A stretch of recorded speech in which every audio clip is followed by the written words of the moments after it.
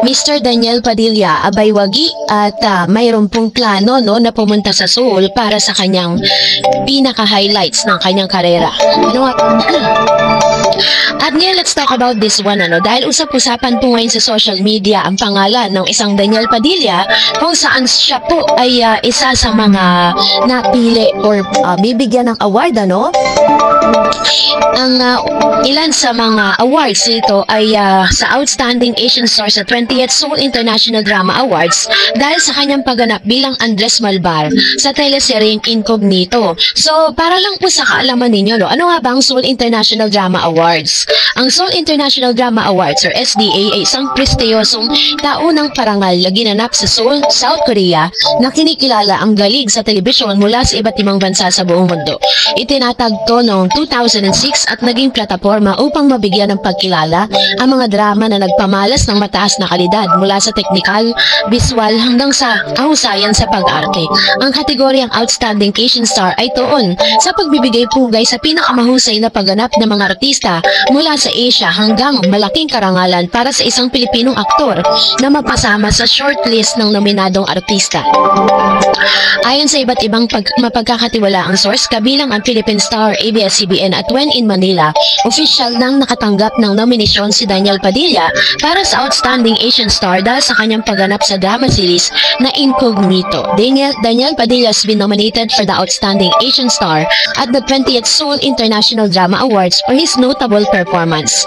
Ito ang kanyang ikalawang nominasyon sa naturang award. Ang una ay 2023 kung saan muli siyang kinilala sa ibang teleserye. Ito ay hindi pangkaraniwan, bi-directional at international recognition na galing sa Koreano, isang paru-parong puso ng industriya ng drama sa Asia. So, ang Incognito ay isang Filipino action drama series na pinalabas noong January 20, 2025. Ito yung tampok ang batalyong binubuo ng itong Miss Beast na nasa isang private military company na tumututok sa mga komplikadong misyon gaya ng human trafficking kasama si Daniel Padilla sa ensemble at cast na pinangunahan ni Richard Gutierrez, Baron Geisler, Maris Racal, and Ian Veneracion at iba pa. Sa seryeng ito, ginampanan ni Daniel ang papel na Andres Malvar, ehemplong karakter na dating sundalo ng maraming pinagdaraanan, mga sugat na nakaraan, pagsisisi at paghahangad ng redemption mula sa debut ng serye Netflix hanggang live broadcast sa Kapamilya Online Live, nakapagtala ang show hanggang 585,973 peak concurrent viewers. Kaya nga sinasabing grabe po yung pagsuportang ibinigay dito po sa teleseryeng or seryeng Incognito. So, ang pagkilala ng isang Pilipinong artista sa Korea ay isang sentro ng global drama scene ay nagbubukas ng mas malawak na opportunity. Pinapakita nito ang galing ni Daniel ay hindi lamang tinatangkilik sa Pilipinas kundi pumapasa rin sa mahigit na panlasa ng international audience. So, ibig sabihin, nakarating na po international ang magaling na pagganap nitong si Mr. Daniel Padilla. Kasi in fairness naman talaga kay Daniel na nagawa niya talaga he nailed it. Kumbaga parang ginalingan niya talaga dito sa kanyang comeback sa kanyang solo era kasama ng ilang mga cast ng Incognito na magagaling din kanilang pagganap dito po sa nasabing serye. Kaya nga umabot sila ng almost half year dahil January po sila umere, and then ngayong araw ay nagkaroon po sila ng live dahil meron na po silang parang na tape na pangwakas. Sinasabi nga nila this is gonna be the last series or last parang ito na yung pinakadulo ng kanilang serye. Kasabay nga nito umuugong na parang kaya daw tinapos na din ang Incognito dahil meron daw di umano na nilulutong programa. Meron daw nilulutong program or parang project tong si Catherine at si Daniel Padilla na isa sa mga kinumpirma ni Miss Catherine Bernardo sa kanyang recent na interview kasi pagkatapos po ng success po ng PGT or Pilipinas Got Talent ay nabigyan po ng chance ang media na matanong si Miss Catherine kung ano na daw ang next plan after this, after po ng kanyang Pilipinas Got Talent na serye.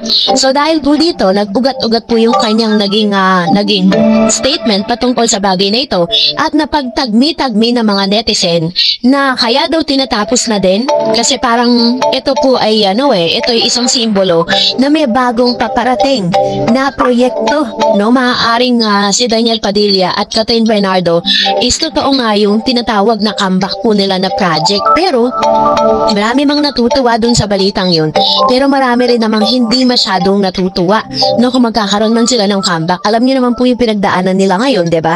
At the same time is wala pa pong ini-explore, no, ang mga bosses ng ABS-CBN or Star Magic patungkol po dito sa bagay na ito.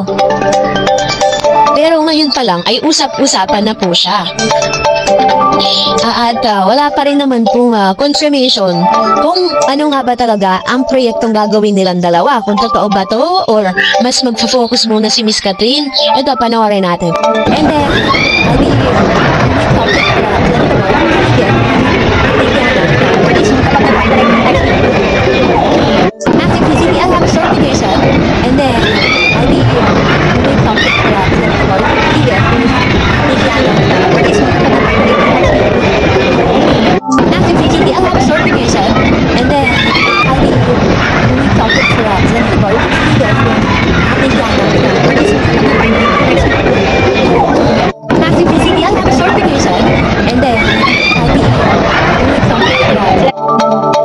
while there is no official confirmation or concrete evidence of Catherine Bernardo and Daniel Padilla's comeback, in 2025, fans are actively expressing their hope and anticipation for a reunion, fueled by reports of the former couple interaction at recent ABS-CBN event.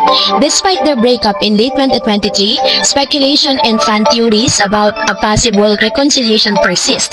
So, here's the breakdown of what's happening. First, fan anticipation. Many fans are actively hoping for Katniel comeback in 2025 using hashtag in social media posts to express their desire. So, there is a recent interaction between Katniel and Daniel, reportedly seen together backstage at the ABS-CBN Christmas special, adding fuel to the reunion rumors. Yun yung dati, no? And then, there is no official announcement. There has been no official announcement from either Catherine Bernardo or Daniel Padilla about comeback or reconciliation.